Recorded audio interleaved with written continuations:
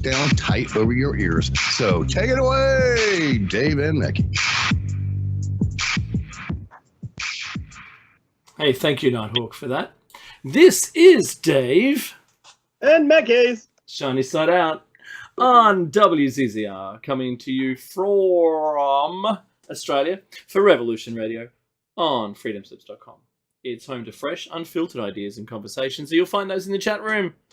And the website is also a great place to get your merch. This is show number 529. 920 and 500. Honestly, who would have thunk it? Yeah, like Mick Jagger said, I just hope we're around for next year after his conclusion of the first year. Catch us online, on air, and anywhere on your smart device. So grab an app to listen wherever you would like to listen, or you can just sit at home with a Grace tabletop digital radio. That's pretty awesome. Now, we follow Solaris's show, and tonight she had yet another good one. This was Steve Colburn was her guest, and they were talking about world affairs and alien implants. But you know what? If you like me, or like Mecky and I, where we had a snooze, you missed it. But don't worry about it, because it's okay. You can just log in to the archives. You find them at the station's website across the banner, and you can download the show. It doesn't hurt. And it's free. But we do ask that you do give a donation to the station because it's listener funded.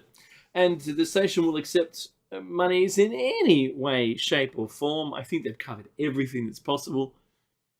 So please do that if you like anything from any of the hosts, just to keep the show, the station running, because the servers cost money to run, and the internet connections they use, guess what, cost money. And that's okay. It's okay.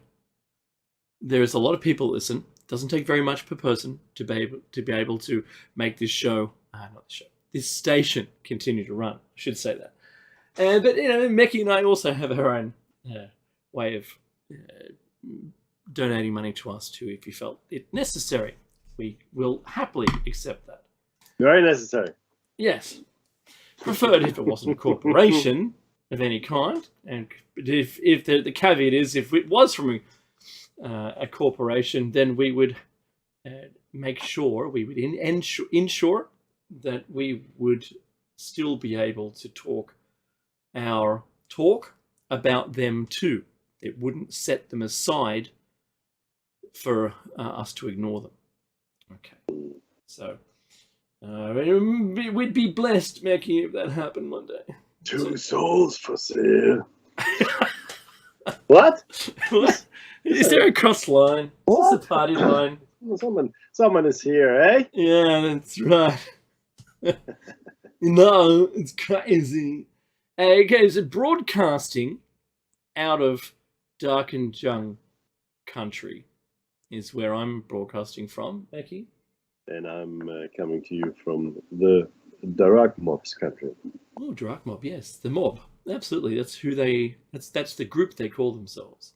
That's how they identify. Yes, it is, and both Becky and I acknowledge the traditional custodians of the land, and we pay our respects to elders past, present, and future. Becky, I landed today. I landed in New South Wales in a plane. Thank heavens. Mr. Globetrotter? Portions of the globe. And I just wanted to announce that that my daughter had a double lung transplant. It was all kind of a rush. That's why I've been away for a while with terrible internet. I use a gig a day. Good grief. My goodness. I know. Who does that these days? What is this, the 90s? What's a gig?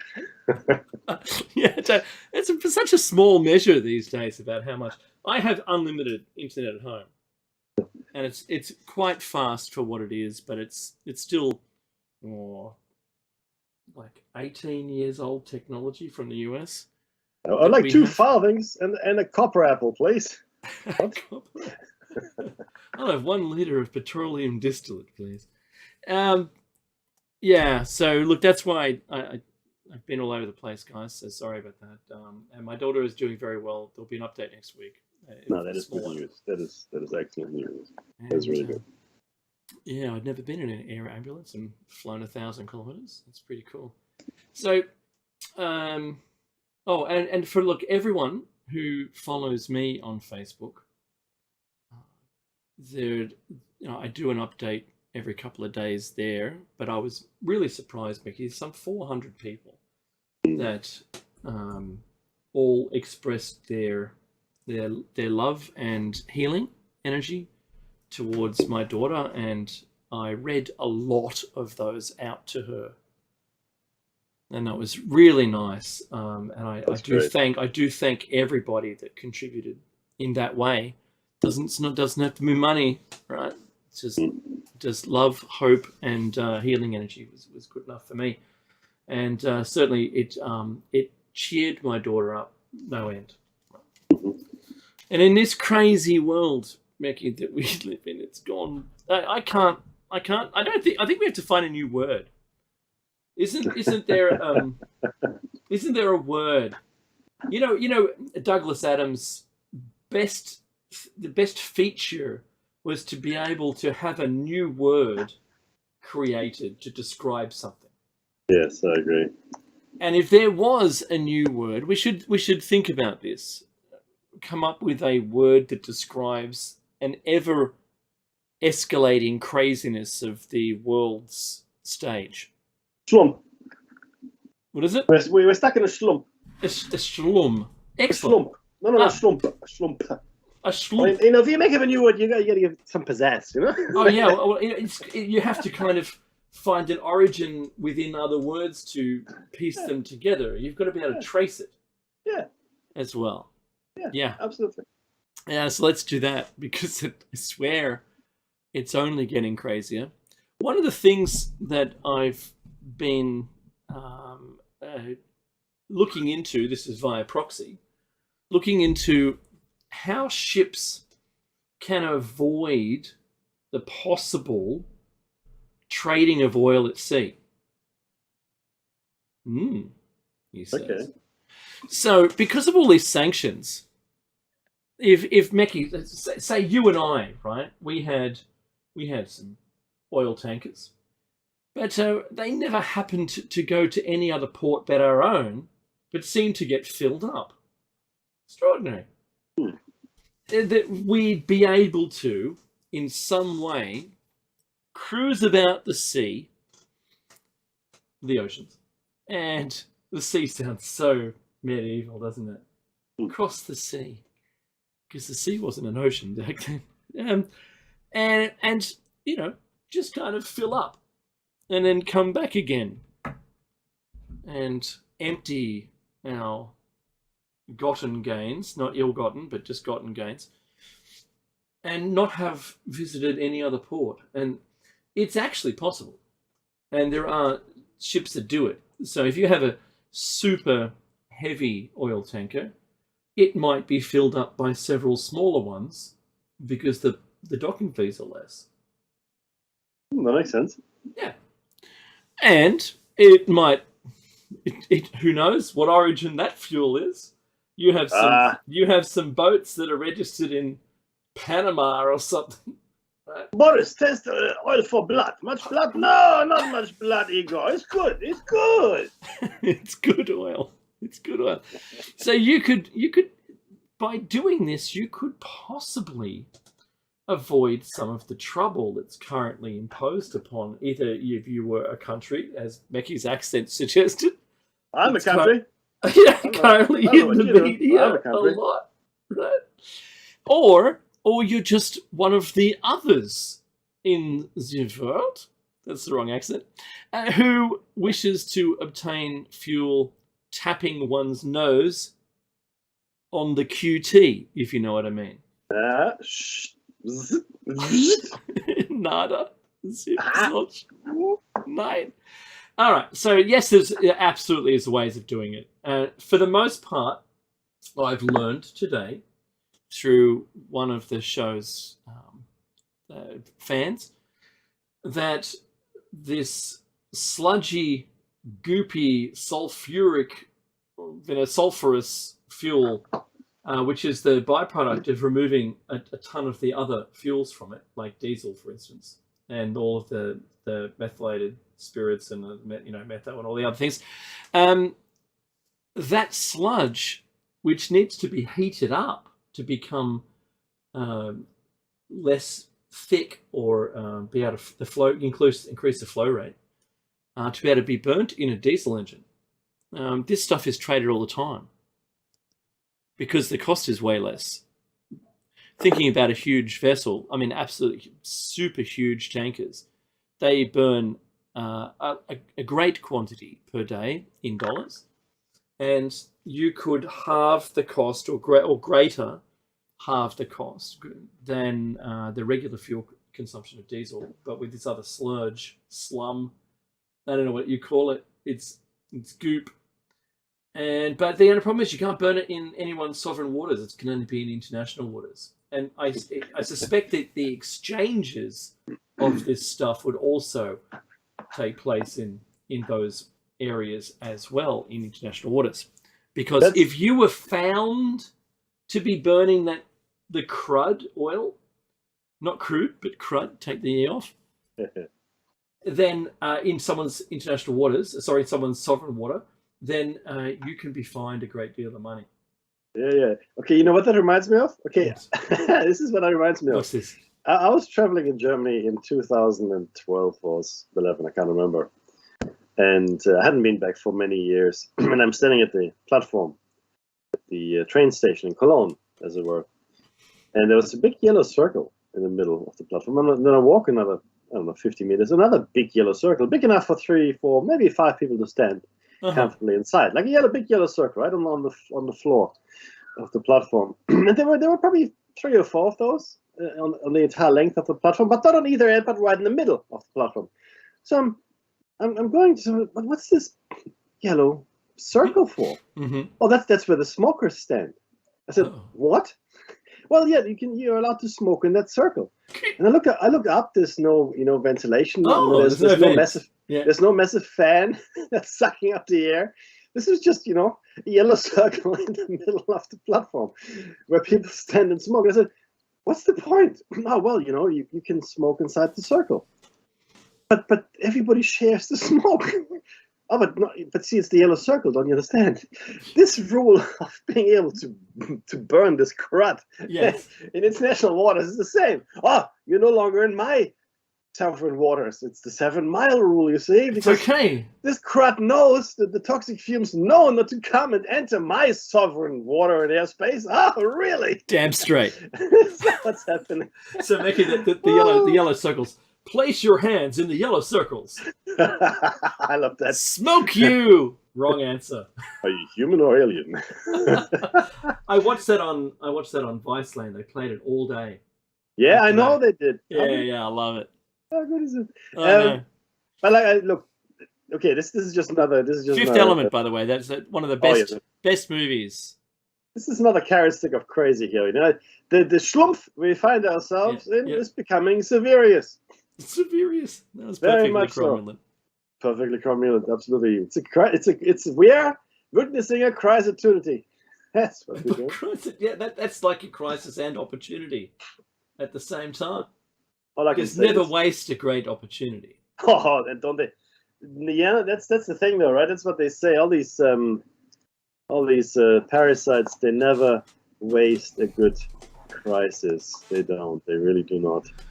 So Mickey, it had me thinking, because this is kind of like in warfare when your plane can't make it the full distance to the enemy, you get to refuel mid-air. Yeah. So refueling mid-journey from any old slurp, right? Crud fuel on the cheap gets you round. But that stuff isn't included in the calculation of the CO2 that's being emitted, just assuming that it's, everything's the same as normal. So your emissions are higher because this stuff needs to be put into a a heated cell to make it, less viscous, so that it can go through the injectors. Otherwise, you're going to clam up, a $400,000 engine. Yeah. A $20 million engine, whatever they cost, right, in the big ships, depending on which country is running it. I suspect it would be there'd be more risk in something that had less servicing on the cheap, and then you could basically black market fuel out there, not just this rubbish, which everyone apparently knows all about, but you could black market some fuel for a country that's currently undergoing sanctions. Yes. Easily. Oh, absolutely. Because, what would it take? Turn off a transponder here, because, Flight Radar 24 shows you planes, but then you've got the ship one. If you haven't seen the ship one, it's pretty cool. And all you have to do is just look for two ships that kind of go next to each other for a little while and then depart. And one will stay in the region like a pirate vessel, and the other one sails off to eternity, and another one will come in and it'll do the same thing. Could you imagine if there was such a thing going on right now and our countries were involved? This is an imagined scenario. Yeah. We just friendly. Look, we only sit here next to. We play cards and volleyball. Yes, we know nothing. I tell you, it's good. It's good. It's all good. That's what it is. So I do wonder. I wonder what it would mean. I'm not blaming the fuel industry, because these are just privateers doing, making a buck here and there, right? Yeah. They're not grifting. They're not stealing people's money. They could be grifting at the same time. If only we had the lifestyle of grifters. Right? That'd be something. That's a step up from. Is that a step up from Carney? I'm not sure. You know what? I'm gonna go with yes on no. I'm gonna go with yes. I like the first answer, the yes. That was pretty good. Yes. I've lost my teeth. I'm a Carney. I put my tooth back. 8 mil for that. So the Russia-Ukraine thing. I've been speaking to people, Mackie. That's what I've been doing. Speaking to people and working out what their idea about it is, because I'm really interested to see, because I've got, Mackie and I have our own opinion about what's going on. We see the media, we break down the slant that's in the story, and we break down the nuggets of info that you hear within it, and then you'll see that there was either a town or a place where a conflict took place, but the two different sides will describe it completely differently. Oh, yeah. So right now there is, on the street, that people are, I think people are seeing through the messaging, but they don't really know what it is they're looking for. Because they go, well, why is it going to be years in the making? Why? How is that even a thing? How can our military experts suggest that this conflict could go on for years? There's only a finite amount of people, and once the land bridge is created, then what's that going to mean for the conflict? Are they going to rest there or not? Mm-hmm. What about Sweden and Finland joining NATO? Is that just going to antagonize Russia further? Is there a bigger thing at play here? What happens when NATO gets strong enough to defend itself against Russia, if that was a thing? What kind of, I know we've spoken about what kind of weapons, but this is what I was trying to gather from people. What do they really know? Because I'm watching a bunch of this from the Russian side, and some people just decline to comment when interviewed on the street in Russia, and others just say, look, I trust my government. We like to call those the smart ones. Yes, they're the alive people that don't have a slippery floor and an open window. No funny radioactive isotopes coursing through their bloodstream. Not today. Those isotopes were here when I got here. What are you talking about? Not today, Satan.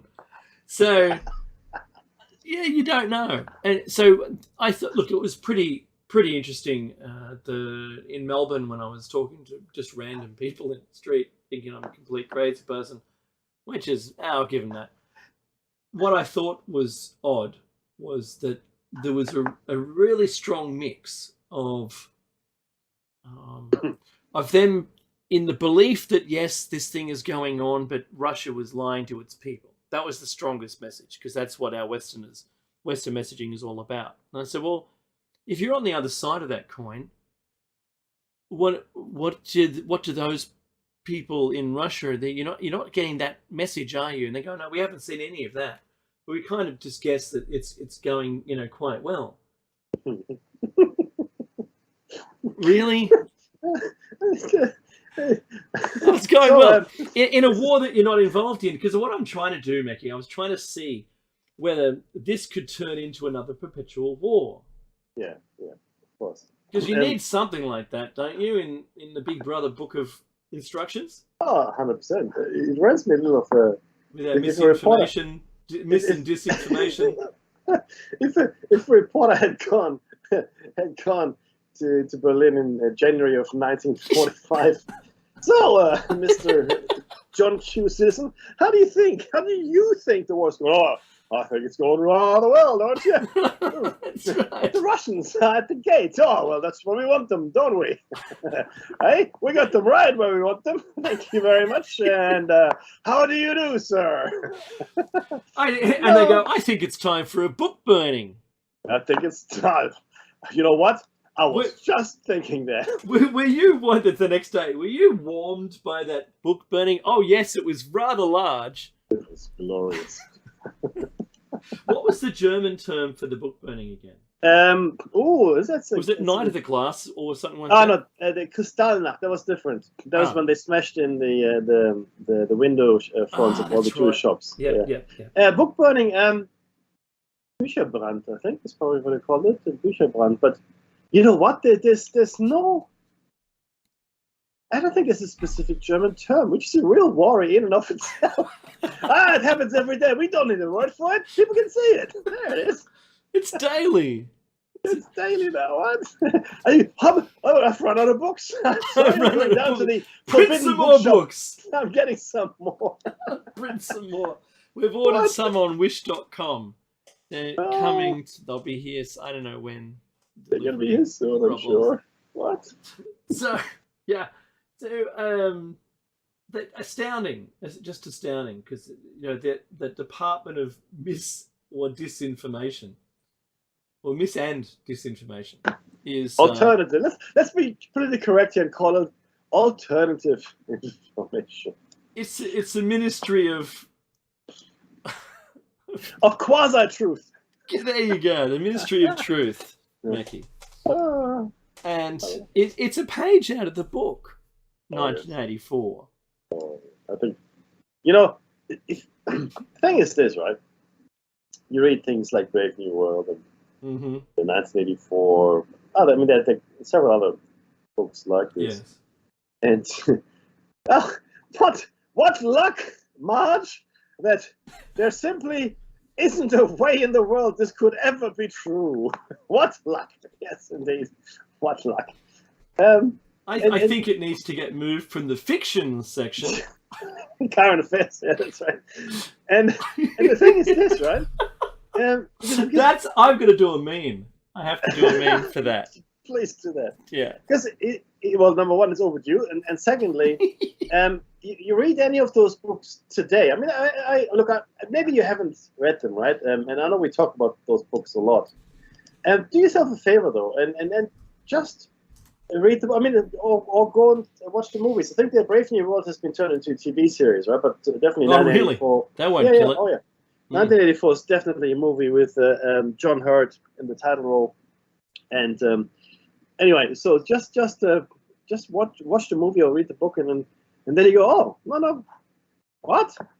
No, that happened. What? Yeah, that'll be what you'll be saying as you read this. No, what? Yeah, but we're already there. This has happened, but this happened 10 years ago. What's going on here is what you're going to be thinking. You look at the date stamp on the ticket that you bought to watch the movie, right? Oh, yeah. That's it. And go, hang on a minute, it's now. Hang on, Governor. Hello, What's Governor. going on here? Hello. What's going on here then? Because we have moved well beyond the capabilities that were imagined in those books, right? Yeah. It was a lot more visceral and a lot more brutal. What we have achieved as a society. It's astounding what we've been able to achieve. Yeah, and as far especially as the Book of Instruction is concerned. Yeah, absolutely. In the areas of surveillance and in infringement of individual liberties, freedoms, and privacy, the people that wrote those books could never have dreamt of the capabilities that we have today. Those terms, Mickey, they took me back to when we used to have privacy. Yeah, I had to look them up. what do they mean again? Mean?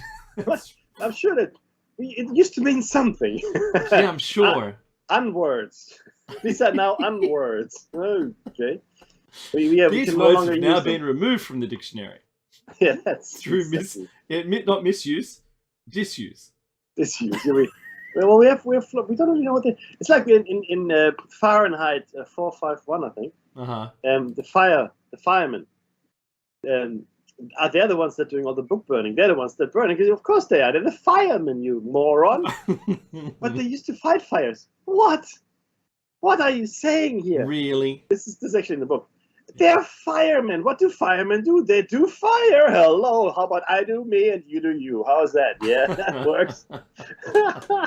and it's this misappropriation of language that we have to fear the most, because I saw this really interesting quote the other day. Just because the majority now believes that lies are truth, and just because many are doing a thing which is wrong, not right, doesn't make those things lies. Truths or the right thing. Oh no, my brain is hurting. Just because the majority of people does it or believes it doesn't make it so. Oh, you mean like the word literally? Literally. Which now both means figuratively and literally. Literally. Because of its misuse. Yeah, that's right. And we're being pushed down a certain path in history, right? No, this is now truth over here. No.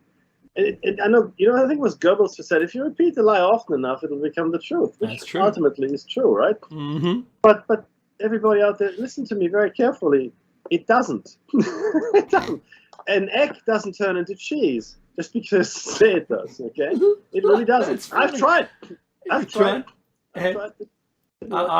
10,000 times saying it, it still remained an egg. It remained an egg. Yeah. Yeah. But much. I mean, it's still a lie. It's just one that's been said more. The coercion. That's what happens. But okay. So this is really very important to understand, right? Because just because you are maybe swimming against the stream, like the good old salmon when it goes to its spawning grounds, doesn't mean you're wrong. I know it feels wrong. It feels like you're alone. But if ethics, morality, and the truth, I mean the objective truth. What are those two words? If they're on your side, if they're on your side, then you're okay. You're fighting the good fight, and you might not win, you might not prevail, but eventually, right? I have to believe, because that's what I do. I have to believe that it makes a difference somewhere, somehow. Because if it didn't, then what's the point of it all, right? And I mean this in the most sincere way I can imagine. If we don't do the right thing, if we don't fight for what is right, and I don't mean fighting here, it doesn't have to be a physical fight, obviously, but if we don't fight for what is right, if we don't put ourselves out there and do the right thing, maybe that's it, doing the right thing, right? Then what are we doing here? I mean, what is this? I said this before, and I'll say it again. I spoke about George Floyd, right? The gentleman who was executed pretty much by the police in the street. Now, if he had lived and the bystanders had helped him, that would have been the right thing to do, right? That would have been the right thing. I mean, not having the policeman on his neck in the first place, that would have been the right thing. But if the bystanders had helped him, and there were many bystanders, because many people use their phones to record the execution. But those people would now then also be in jail, arrested, or even shot because they interfered with police work. So this is really the important message here that we all need to really, really understand. Just because the police or a uniform or someone in authority or someone that we believe is in authority does something, it doesn't mean it's the right thing. And it is this, because it used to be. I know, look, I know we live in an imperfect world, but for the most part, back in the, there was a period of time when it meant something to have a uniform, right? To have a certain job, then you would be expected to do the right thing. Now, nobody was ever perfect. I mean, the system was always flawed. But today we can no longer say with certainty that all the people that we see out there in the world that should do the right thing are in fact doing it. And that is where, for me at least, society starts to break down. Right? Because I mean, if I drive along, then I see police stopping a person and maybe beating them up in the street. If I believe that everybody's doing the right thing, I think, okay, this is clearly a criminal who deserves what they're getting. But today, I have to ask myself, well, what is going on here? Am I getting involved? Do I put my liberty at risk? We should not be in this position. We should not have been put in a position where we have to ask ourselves that question. And yet here we are. Right? You know the first thing that tyrants do? Or people that come into power that have, like a less than benevolent view toward their citizenry? They make gun ownership illegal. That's what they do. That's the very first thing. Hitler did it, all the you try to buy a gun in North Korea, good luck to you. Okay, so this is what happens. Am I a gun nut? No, I am not. And I don't even know really what that means. But the point is, you cannot give up on yourself, right? On your abilities to defend yourself. And the founding fathers knew this. That's why they wrote it into the Constitution. Right? Because if you take away the ability of people to defend themselves, you can do whatever you want. You can do That's right. whatever you want. That's terrifying. It should be terrifying. That should be terrifying. Should be. Sorry, end of my tirade, my dear friend. Oh, really? Absolutely. You got another minute? No? I'm good. That's all good. I've nearly finished building the meme. So nice. it's all good. Use your time constructively, that's what I say. Look, I do agree.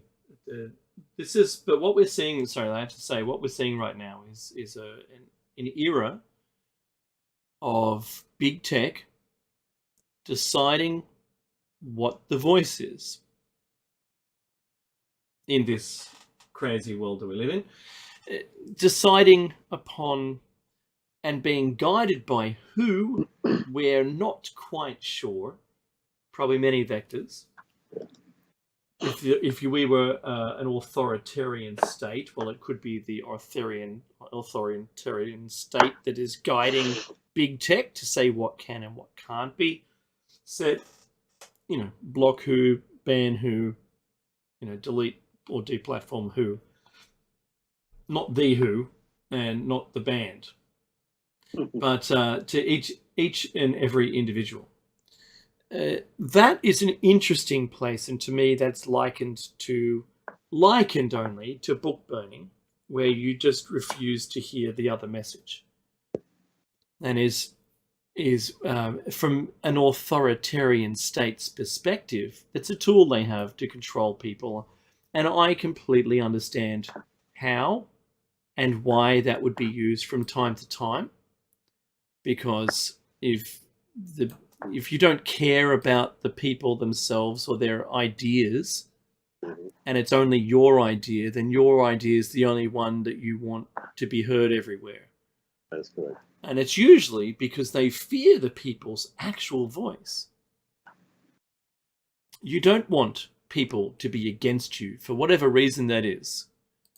And thence you end up in that situation. But us in what we used to call an operational democracy, It doesn't. What? Whose word? Oh, well, there's an authority that now says that what we can and can't say, and we'll be watching for when people say the wrong thing and do the wrong thing and post the wrong thing and have a psychological profile which will inevitably get you reprogrammed somewhere, because that's got to be the next step. It really does. Once you start going against this mis or disinformation authority that where Australia and the US are instigating, what's the next step? Well, you have to identify the people, yeah, sure, and arresting them for pre-crimes, Mackie. Pre-crime, yeah. That's how it was described. They didn't use the word pre-crime, but they said arresting people who would inevitably cause harm. Didn't say they caused harm, but rather would be more than likely to cause harm. That is such a dangerous. What happened? How did we get here so quick? Yeah, that's a good question. Yeah, no, but absolutely. I mean, and what, if anything, can be done about it? What, Nothing. If anything? Well, that's good luck as well, right? See, because remember you said earlier, the walking past something that you disagree with and not doing something about it. Mm-hmm. It's what we did when Milo was banned from Australia. And who is that lovely guy, Mackie, that talks about the lizard people? Oh, David Icke. Yeah. David Icke, sadly. I saw him in town hall in Sydney, though. I did. Yeah. And I firmly believe that he's talking about the lizard people, not Jews in disguise. No, that's right. But anyway, look. You just make someone anti-Semitic and voila, there you go, right? Deplatform. So I was shocked to see that Australia did nothing when it was announced he was not allowed entry into the country to sprout his crazy ideas. Wait a minute. Shouldn't the crazy idea be determined by the person who decides not to buy the ticket to go? Is that what that is? Isn't that what it used to be? Ask yourself which books are being burned. Ask yourself what opinions you're not allowed to listen to. Now, look, I'm against hate and hate speech. Me too. As much as my colleague Dave, absolutely, 100% right. However, here we go. Unless you're being incited to violence, you should be allowed to at least hear an opinion, whatever it might be, right? I mean, it might be an opinion that you violently disagree with, and that's okay too. There's nothing wrong with that. But we should have the right to say it. Now, incitement to violence and crime and all that, that's wrong. It really is, especially when you're talking about targeting people and groups. That's not cricket at all, in my opinion. But what is happening here is a selective silencing. And then the funny thing is this: if the silencing is happening across the board in a number of different subjects as well, scientific, as well as educational, where certain things we just don't talk about anymore, or certain things you can't talk about anymore, or political ideas you can no longer, voice, because it's just not. No, I'm sorry, you can't talk about that. What do you mean? Yeah, no, sorry. And you're thinking, but it's okay to discuss this. No, and you know what, really, good luck with what's that. Really interesting. What's that? So we just had May 1, right? Oh, I remember that. So look at that. Followed swiftly by May 4th, but I won't talk about that. May 1 is in many countries in the world. It commemorates the labor movement, right? The things that have been accomplished by the unions and the socialists, God forbid, movements across the world across the last 200 years.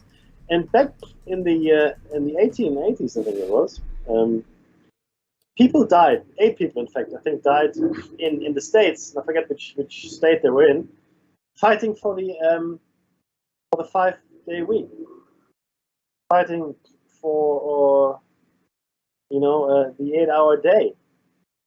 People, because those things were crazy communist ideas once. Okay, sick leave, paid sick leave, paid annual holidays, 2 weeks, 4 weeks, whichever country you happen to be in. You're crazy, Mickey. The weekend, the 2 days of non-work, as it were, right? Yeah. And all of these things. Oh my God, the 8-hour day. What do you mean 8-hour day? What are you talking? These were crazy communist ideas, and all of these other things that are happening today. The thing that Obama tried to bring in the States, which is it still boggles my mind, that there could be any right-thinking Western democratic nation, right? Free medical care. Yeah, I knew you were going there. Free medical care, man. No, it's bad. It's a communist. What? It is one of in Great Britain. You know what happened after World War II? They said, "Oh, look, we just came out of World War II. We really have to look after each other here a lot better." And they introduced free universal healthcare. That's what they did. Yeah. Because they thought that's the right thing to do. Ah, really? Yes, that's what happened, Mikey. And then other countries followed suit. In fact, in the Scandinavian countries, Denmark, Sweden, Norway, etc., they've gone one better, and there's a lot of the things that we think government should do are being done by government. Right? Taxation might be high, I agree, but excuse me, I still got a frog in my throat. But ultimately, education is free, healthcare is free, transportation is mostly free, aged care is free. If you have there's a social security net, if you will, right? And yes, taxes are high. That's correct. But where people are happiest? There's another study done recently. People are happiest in those countries because they have a certain modicum, a certain measure of safety. In Singapore, do you know who works at McDonald's? Old people. I was going to say Singaporeans. Singaporeans, yeah. Old people. Do you know why? Because Singapore doesn't have a social net, or many of the Southeast Asian countries don't. And so they have to work, the old people. So in Australia and most of Europe, I guess as well, it's usually the young kids, the entry level. Straight out of school, yeah.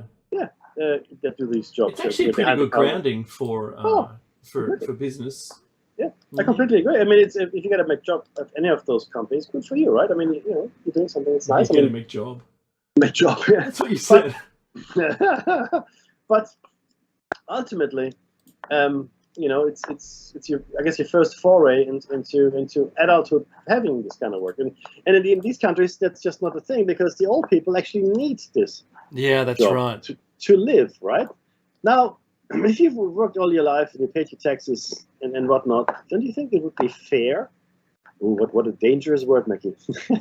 Don't you think it would be fair if you were allowed a dignified old age? Where you had health care, where you didn't have to worry about what to eat tomorrow or where to live or where to sleep. Could you be safe? Would you be safe? Would you have a safe place to sleep or not? And this is really at the heart of the matter here, right? All the things that were fought for so hard are all going away. We're giving them away. Mm-hmm. Okay. See, Mickey, I thought people would beg for change.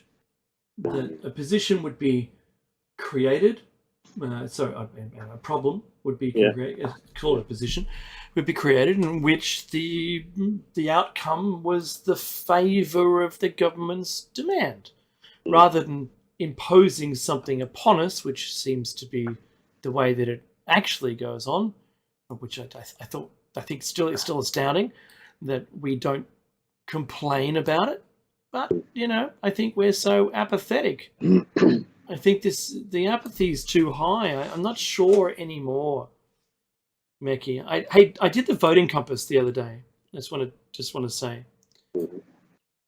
within our country, in Australia, we have a federal election coming up. And remember, it's not a presidential system. It's a party political system, and they're supposed to have all of their policies on show. And it's like they do road shows with their policies. But really, we have a presidential system disguised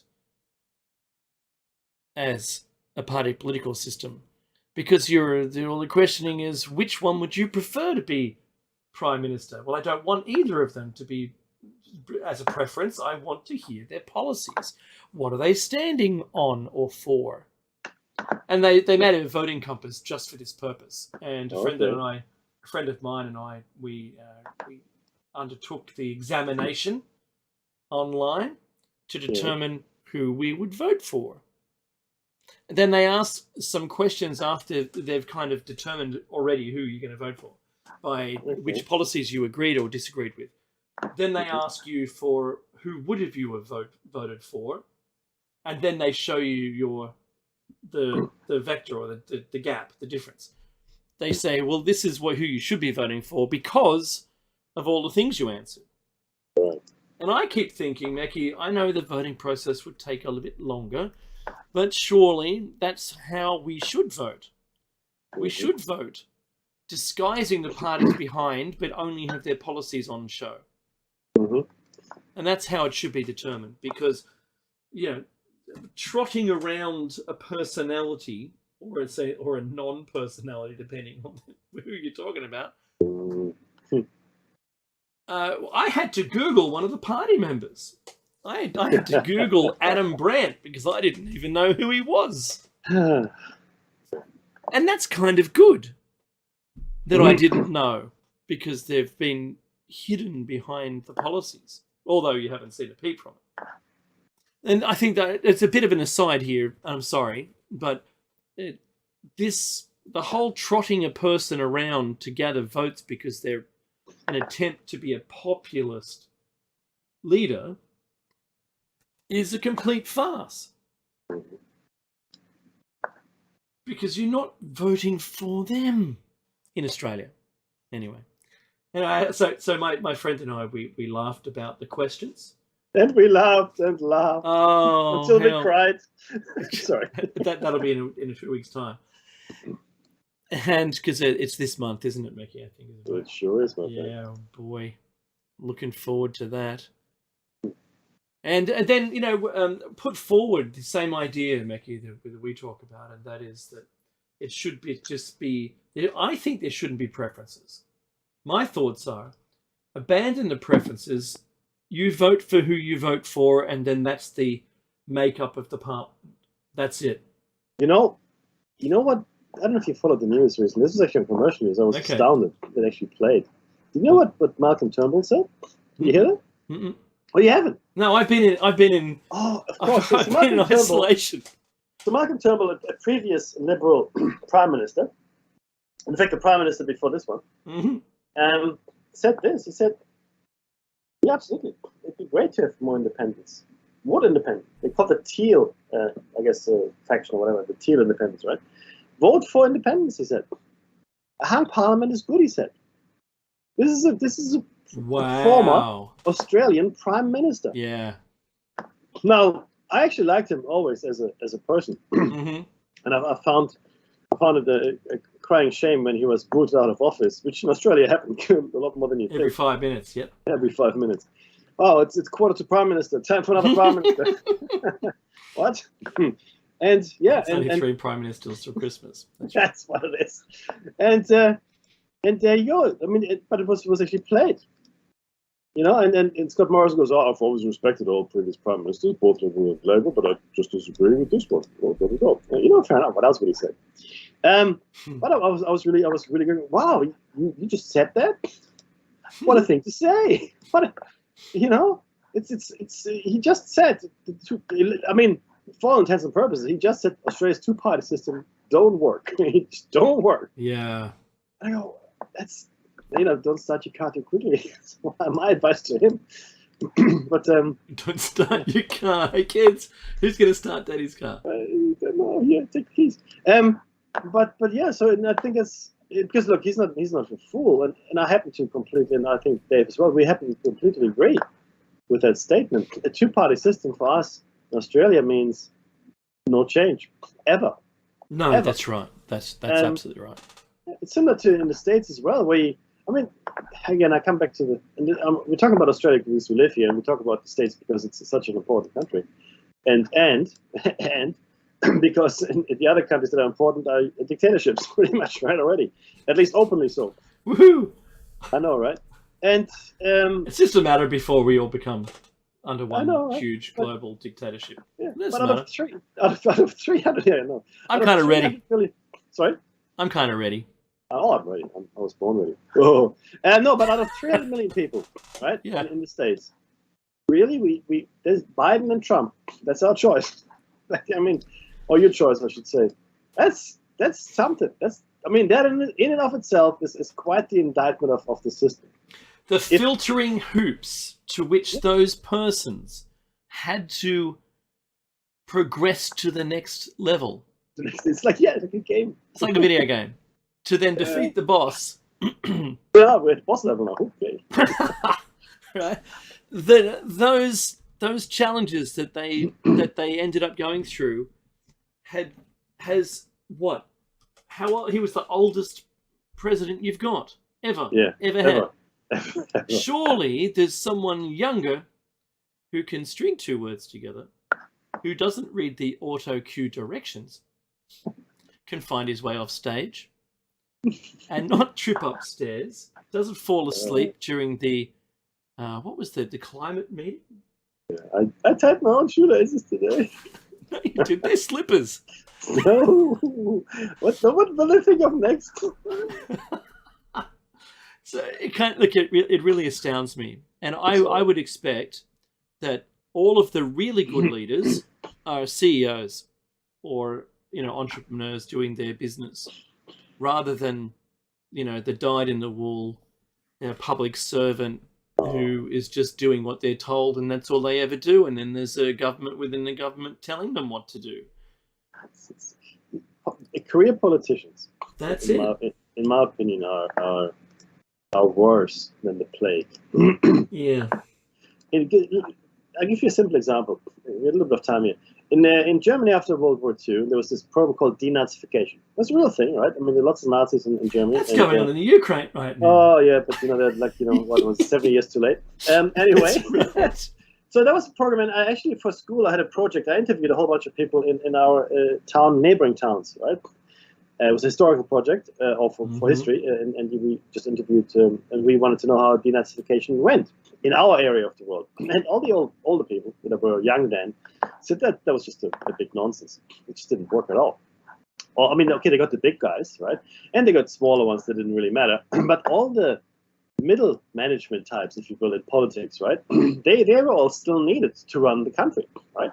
So instead of carrying a Nazi party membership card, they now carried the capitalist party membership card, whatever that might be. That was okay. But it's the same people. It's the same people because they don't have an ideology. They don't actually believe. I mean, not all of them again, but the vast majority don't really believe anything. They're just functionaries. And a functionary is someone who makes things work, right? Who works within the apparatus, within the machine as a functionary.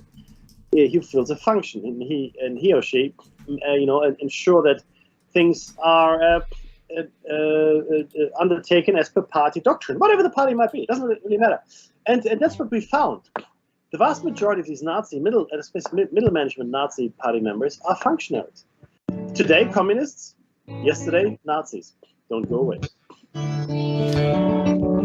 That's the end of the first hour of David Make Your Shiny Set Out.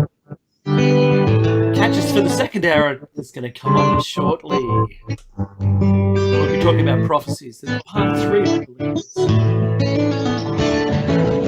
Take the time to donate.